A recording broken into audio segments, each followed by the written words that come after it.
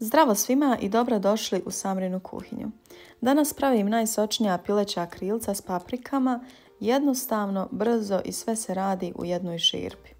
Detaljan popis sastojaka nalazit će se u opisu videa, a kroz sve sastojke proučit ćemo i kroz sami video.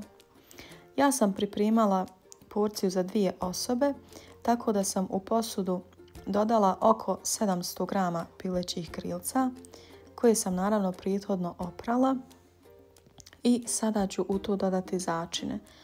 Od začina sam dodala 1 kašičicu vegete, 1 kašičicu crvene paprike, zatim 1 kašičicu ruzmarina, jako malo bibera, otprilike pola ili 1 kašičicu soli i na kraju sam dodala malo ulja, otprilike par supenih kašika ulja. Sada ću sve to fino sjediniti, začine, ulje i meso.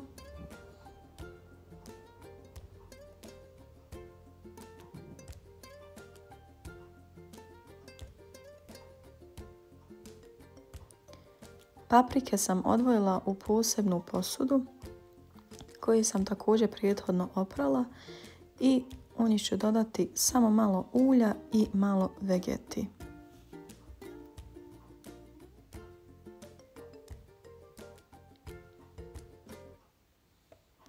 Ja sam za pečenje koristila željeznu širpu, a vi možete koristiti bilo koju drugu širpu koja je namijenjena za pečenje u rirni.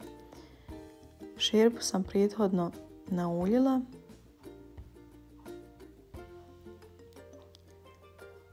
i sada ću redati krilca.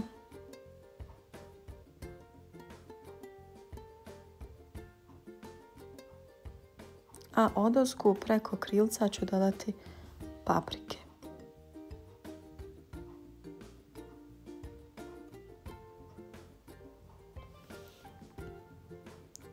Rirnu sam uključila na 240 stepeni.